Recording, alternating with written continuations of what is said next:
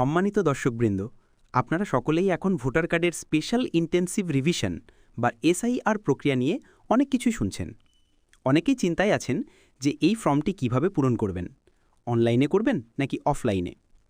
বিশেষ করে আপনারা যারা কাজের সূত্রে নিজেদের রাজ্য বা দেশের বাইরে থাকেন অথবা যারা ব্যস্ততার কারণে অফলাইনে ফর্ম জমা দেওয়ার লাইনে দাঁড়াতে চান না, তাদের জন্য অনলাইন পদ্ধতিটি হলো সবথেকে সেরা। আজকের এই ভিডিওতে আমি আপনাদেরকে একেবারে হাতে ধরে দেখিয়ে দেব কিভাবে আপনি আপনার মোবাইল ফোন বা কম্পিউটার ব্যবহার করে বাড়িতে বসেই এই ভোটার এসআইআরের অনলাইন ফর্মটি সঠিকভাবে পূরণ করবেন। প্রসেসটা একটু নতুন, তাই ভিডিওটা একদম শেষ পর্যন্ত খুব মন দিয়ে দেখুন। আমি প্রতিটি ধাপ ধীরে ধীরে ব্যাখ্যা করব, যাতে আপনার কোনো অসুবিধাই না হয়। আর হ্যাঁ, ভিডিওটা যদি আপনার উপকারে আসে তাহলে এখনই একটা লাইক করে দিন। আর আমাদের চ্যানেলে নতুন হলে অবশ্যই সাবস্ক্রাইব করে পাশের বেল আইকনটা ক্লিক করে নোটিফিকেশন অন করে রাখুন, যাতে এই রকম জরুরি সরকারি তথ্যের ভিডিও আপনি সবার আগে পেতে পারেন।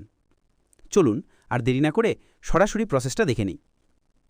দেখুন, অনলাইনে আবেদন করার জন্য আপনাদেরকে প্রথমে ভোটার সার্ভিস পোর্টালে আসতে হবে। আপনাদের সুবিধার জন্য এই অফিসিয়াল ওয়েবসাইটের সরাসরি লিঙ্ক আমি এই ভিডিওর ডিসক্রিপশন বক্সে এবং প্রথম কমেন্টে পিন করে দিয়েছি। আপনি ওই লিঙ্কে ক্লিক করলেই সোজা এই পেজটিতে চলে আসবেন। দেখতেই পাচ্ছেন, এটাই হলো ভোটার সার্ভিস পোর্টাল। তো আমরা যেহেতু প্রথমবার এই পোর্টালে আবেদন করছি, তাই আমাদের প্রথমে একটি অ্যাকাউন্ট তৈরি করতে হবে, অর্থাৎ সাইন আপ করতে হবে। আর যদি আগে থেকেই ভোটার পোর্টালে আইডি বা অ্যাকাউন্ট বানিয়ে থাকেন, তাহলে সরাসরি সাইন ইন করবেন। তো প্রথমে সাইন আপ কীভাবে করতে হয় সেটা দেখি, পরে বিস্তারিত দেখাচ্ছি, সঙ্গে থাকুন। দেখুন, উপরের দিকে একটি সাইন আপ অপশান রয়েছে। আমরা এই সাইন আপ বটনে ক্লিক করব। ক্লিক করার সাথে সাথেই আপনার সামনে একটি ছোট ফর্ম আসবে। এখানে প্রথমে এন্টার মোবাইল নাম্বারের ঘরে আপনি আপনার চালু মোবাইল নম্বরটি বসিয়ে দিন। এরপর আপনি চাইলে আপনার ইমেল আইডিও দিতে পারেন, তবে এটা বাধ্যতামূলক নয়। আপনি চাইলে এই ঘরটি ফাঁকাও রাখতে পারেন। তার নিচে দেখুন একটি ক্যাপচা কোড দেখা যাচ্ছে। যেরকম ছোট বড় হাতের অক্ষরে লেখা আছে, ঠিক সেরকমই আপনি পাশের বক্সে বসিয়ে দিন। সব কিছু ঠিকঠাক বসানো হলে নিচের কন্টিনিউ বাটনে ক্লিক করুন। এবার দেখুন পরবর্তী পেজ এসে গেছে। এখানে আপনার ফার্স্ট নেম এবং লাস্ট নেম, অর্থাৎ আপনার নাম ও পদবি লিখতে হবে। এরপর রিকোয়েস্ট ওটিপিতে ক্লিক করতে হবে, কিন্তু নতুন সিস্টেমে এখানে নাম লেখার পর পাসওয়ার্ড তৈরি করার অপশন আসতে পারে। যদি পাসওয়ার্ড তৈরি করতে বলে, আপনি আপনার পছন্দ মতো একটি পাসওয়ার্ড দেবেন। আর রিকোয়েস্ট ওটিপি আসলে আপনি সেই অপশনে ক্লিক করবেন। আপনার দেওয়া মোবাইল নম্বরে একটি ওটিপি বা ওয়ান টাইম পাসওয়ার্ড আসবে। ওটিপি আসলে আপনি নির্দিষ্ট ঘরে ওটিপিটি বসিয়ে দিয়ে ভেরিফাই করে নিন। ব্যাস, আমাদের রেজিস্ট্রেশন বা আইডি তৈরি করা কমপ্লিট। যেহেতু আমার আগের থেকে আইডি বা অ্যাকাউন্ট তৈরি করা আছে, তাই আমি সরাসরি সাইন ইন করে বিস্তারিত দেখাবো। তো রেজিস্ট্রেশন সম্পূর্ণ হলেই এবার লগ ইন করতে হবে। দেখুন, উপরের দিকেই লগ ইন নামে একটা অপশান আছে, আমরা এখানে ক্লিক করব। লগ ইন পেজটি খুলতেই আপনি যে মোবাইল নম্বরটি একটু আগে রেজিস্ট্রেশন করলেন, সেই মোবাইল নম্বরটি এখানে আবার বসিয়ে দিন। তার নিচে আবার আপনি ক্যাপচা কোডটি দেখতে পাবেন, সেটা দেখে দেখে পাশের বক্সে বসিয়ে দিন। যদি ক্যাপচা বুঝতে অসুবিধা হয়, পাশের রিফ্রেশ বাটনে ক্লিক করে আপনি কোডটি বদলে নিতে পারেন। ক্যাপচা বসানো হলে নিচের রিকোয়েস্ট ওটিপি বাটনে ক্লিক করুন। আপনার রেজিস্টার করা মোবাইল নম্বরে আবার একটি ওটিপি আসবে। ওটিপিটি নির্দিষ্ট ঘরে বসিয়ে দিন। যদি কোনো কারণে ওটিপি না আসে, আপনি রিসেন্ট ওটিপিতে ক্লিক করতে পারেন। ওটিপি বসানোর পর নিচের ভেরিফাই অ্যান্ড লগ ইন বাটনে ক্লিক করুন। লগ ইন করার সাথে সাথেই আপনি পোর্টালের ড্যাশবোর্ডে চলে আসবেন। এখানে অনেকগুলো সার্ভিস বা ফর্মের অপশন দেখতে পাবেন। আমাদের এসআইআরের জন্য আবেদন করতে হবে। এর জন্য আপনি ভালো করে খুঁজে দেখুন, ফিল ইনুমারেশন ফর্ম নামের একটি অপশন থাকবে। সেই ফিল ইনুমারেশন ফর্ম অপশনটিতে ক্লিক করতে হবে। ফর্মে ক্লিক করতেই আমাদের সামনে আসল আবেদনপত্রটি খুলতে শুরু করবে। প্রথমেই আপনাকে আপনার রাজ্য বা স্টেট সিলেক্ট করতে হবে। আমরা এখান থেকে ওয়েস্ট বেঙ্গল সিলেক্ট করে নিলাম।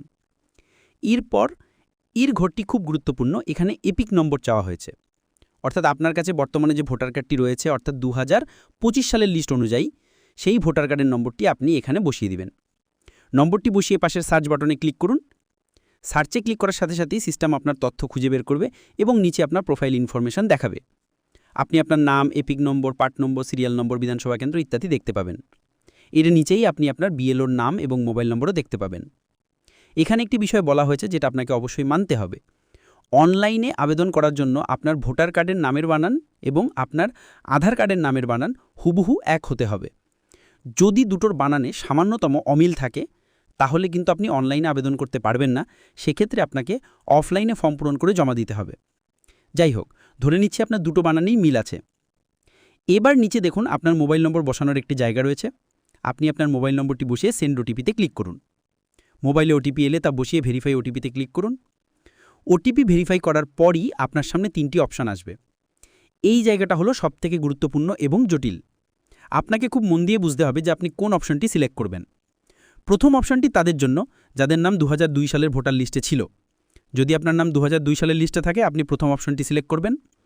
দ্বিতীয় অপশনটি তাদের জন্য যাদের নাম 2002 সালের লিস্টে নেই, কিন্তু তাদের বাবা, মা, ঠাকুরদা বা ঠাকুমার নাম 2002 সালের লিস্টে আছে। তৃতীয় অপশনটি তাদের জন্য যাদের নাম 2002 সালের লিস্টে নেই এবং তাদের বাবা, মা বা ঠাকুরদা ঠাকুমার নামও 2002 সালের লিস্টে নেই। আমার নাম যেহেতু 2002 সালের ভোটার লিস্টে নেই, কিন্তু আমাদের বাবার বা পরিবারের অন্য কারোর নাম আছে, তাই আমরা এই ভিডিওতে দ্বিতীয় অপশনটি সিলেক্ট করে এগোচ্ছি। আপনি আপনার পরিস্থিতি অনুযায়ী সঠিক অপশনটি সিলেক্ট করবেন। যেহেতু আমরা দ্বিতীয় অপশনটি সিলেক্ট করেছি, তাই দেখুন নিচে আমাদের পরিবারের সদস্যের তথ্য দেওয়ার জন্য একটি নতুন ফর্ম খুলে গেছে। এখানে আমাদের 2002 সালের ভোটার লিস্ট অনুযায়ী তথ্য দিতে হবে। প্রথমে রাজ্য, স্টেট, ওয়েস্ট বেঙ্গল সিলেক্ট করুন। এরপর অ্যাসেম্বলি। 2002 সালের ভোটার লিস্ট অনুযায়ী আপনার বিধানসভা কেন্দ্র বা অ্যাসেম্বলি কী ছিল তা সিলেক্ট করুন। এই তথ্য আপনি 2002 সালের লিস্টের প্রথম পাতাতেই পেয়ে যাবেন। লিস্ট থেকে সঠিক পার্ট নম্বরটি খুঁজে এখানে বসান। এরপর পার্ট নম্বর বা অংশ রং দিতে হবে। এটা আপনি 2002 সালের লিস্টের উপরে ডান দিকের কোণায় দেখতে পাবেন। লিস্ট থেকে সঠিক পার্ট নম্বরটি খুঁজে এখানে বসান। এবার ওই পার্টের মধ্যে কত নম্বর সিরিয়ালে আপনার বাবার বাজার তথ্য দিচ্ছেন তার নাম ছিল, সেই সিরিয়াল নম্বরটি এখানে বসাতে হবে। এরপর রিলেশনশিপ, অর্থাৎ ওই ব্যক্তির সাথে আপনার সম্পর্ক কী, সে কি আপনার ফাদার, মাদার, গ্র্যান্ডফাদার নাকি গ্র্যান্ডমাদার, সেটা আপনি এখান থেকে সিলেক্ট করে দিন। এই সমস্ত তথ্য যেমন পার্ট নম্বর, সিরিয়াল নম্বর ইত্যাদি 2002 সালের ভোটার লিস্ট থেকে সাবধানে পূরণ করবেন। সব কিছু ঠিকঠাক বসানো হলে নিচের সার্চ বাটনে ক্লিক করুন। সার্চে ক্লিক করলেই সিস্টেম 2002 সালের লিস্ট থেকে ওই ব্যক্তির তথ্য খুঁজে বের করবে এবং নিচে তার নাম, এপিক নম্বর, গার্জিয়ানের নাম ইত্যাদি দেখাবে। মনে রাখবেন 2002 সালের লিস্টে যদি নামের বনানে কোনো ভুলও থাকে এখানে সেটাই দেখাবে, এটা নিয়ে চিন্তার কিছু নেই। আপনি তথ্যগুলো মিলিয়ে নিন। সব ঠিক থাকলে নিচে দেখুন একটি ছোট বক্স আছে যেখানে লেখা মাই relatives name exists in electoral role 2002। এই বক্সটিতে আপনাকে টিকমার্ক করতে হবে। টিকমার্ক করে নিচের কন্টিনিউ বাটনে ক্লিক করুন। এবার আমাদের সামনে মূল ফর্মটি খুলে গেছে। এখানে আমাদের নিজেদের পার্সোনাল ডিটেলস বা ব্যক্তিগত তথ্য পূরণ করতে হবে। এই কাজটা খুব সাবধানে করবেন। ডেট অফ বার্থ, প্রথমে আপনার জন্ম তারিখ বা ডেট অফ বার্থ দিন। ক্যালেন্ডার থেকে প্রথমে সাল, তারপর মাস এবং তারপর দিন সিলেক্ট করুন। আধার কার্ড নাম্বার, আপনার আধার কার্ড থাকলে অবশ্যই আধার নম্বরটি এখানে বসিয়ে দিন, না থাকলে ফাঁকা রাখতে পারেন, এটা অপশনাল। ফাদার্স বা লিগ্যাল গার্জিয়ানস নেম, এখানে আপনার বাবার নাম লিখুন। যদি বাবা মারাও গিয়ে থাকেন তাহলেও নামের আগে লেট বা ডক্টর, মিস্টার এসব কিছুই বসাবেন না। ভোটার কার্ডে যেরকম নাম আছে বা আপনার ডকুমেন্টে যেরকম আছে শুধু নামটুকুই লিখুন। এখানে একটু গুরুত্বপূর্ণ কথা মনে রাখতে হবে, সেটা হলো আপনি যদি মহিলা হন এক্ষেত্রেও এখানে বাবার নাম দিবেন।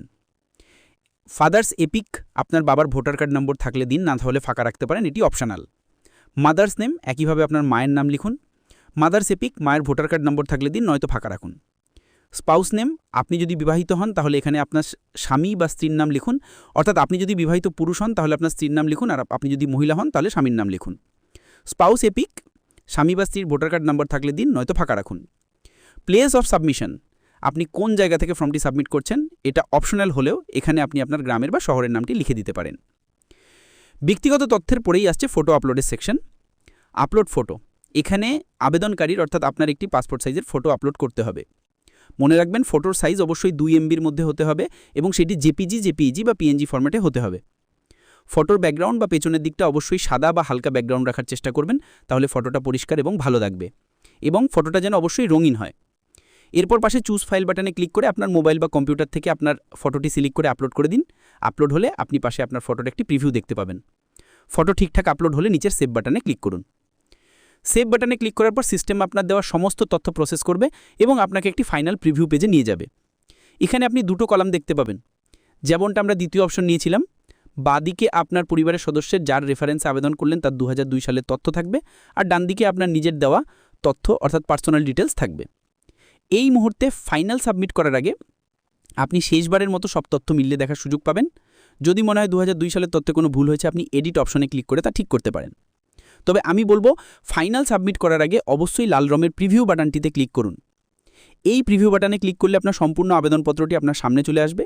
আপনি ভালো করে প্রতিটি অক্ষর, প্রতিটি নামের বানান, জন্ম তারিখ, ভোটার কার্ডের নম্বর সব একটু করে মিলিয়ে নিন, কারণ একবার সাবমিট হয়ে গেলে আপনি আর কোনো ভুল সংশোধন করতে পারবেন না। তাই সময় নিয়ে ভালো করে প্রিভিউ দেখুন। যদি মনে হয় সব কিছু ঠিকঠাক আছে তাহলে আপনি প্রিভিউটি বন্ধ করে মূল পেজে ফিরে আসুন। এবার সবার নিচে দেখুন একটি ছোট চৌকো বক্স বা ডিক্লারেশন বক্স আছে, সেই বক্সে আপনি টিকমার্ক করুন এবং সবশেষে নিচের সাবমিট বাটনে ক্লিক করুন। ব্যাস, আপনার আবেদন সফলভাবে জমা পড়ে গেছে। সাবমিট বাটনে ক্লিক করার সাথে সাথেই আপনার স্ক্রিনে একটি অ্যাকনলেজমেন্ট স্লিপ বা আবেদনের প্রমাণপত্র চলে আসবে। এতে আপনার একটি অ্যাপ্লিকেশন রেফারেন্স নম্বর দেওয়া থাকবে। আপনি অবশ্যই এই স্লিপটিকে ডাউনলোড করে সেভ করে রাখুন বা একটি প্রিন্ট আউট বের করে নিজের কাছে যত্ন করে রেখে দিন, কারণ এটাই হলো আপনার আবেদন করার প্রমাণ। ভবিষ্যতে আপনার আবেদনের স্ট্যাটাস চেক করার জন্য এই নম্বরটি কাজে লাগবে। তো দেখলেন কত সহজে আপনি বাড়িতে বসেই ভোটার এসআইআরের জন্য অনলাইনে আবেদন করা যাবে। আশা করি আমি আপনাদের প্রতিটি ধাপ ঠিকমতো বোঝাতে পেরেছি। এই অনলাইন আবেদন প্রক্রিয়া 9 ডিসেম্বর পর্যন্ত চলবে বলে আশা করা হচ্ছে। এরপর খসড়া ভোটার তালিকা প্রকাশ হলে আমরা সেই নিয়েও বিস্তারিত আলোচনা করব। যদি এই ভিডিওটি আপনার সামান্যতম উপকারে এসে থাকে তাহলে আমি অনুরোধ করব ভিডিওটি অবশ্যই আপনার বন্ধু, পরিবার এবং পরিচিতদের সাথে শেয়ার করুন। ফেসবুকে, হোয়াটসঅ্যাপ গ্রুপে শেয়ার করে দিন, কারণ এই প্রক্রিয়াটি নিয়ে অনেকেই এখনও বিভ্রান্ত আছেন। আপনার একটা শেয়ার হয়তো অনেকের চিন্তা দূর করে দেবে। আর আপনি যদি চ্যানেলে নতুন এসে থাকেন তাহলে এই রকম জরুরি এবং তথ্যমূলক ভিডিও নিয়মিত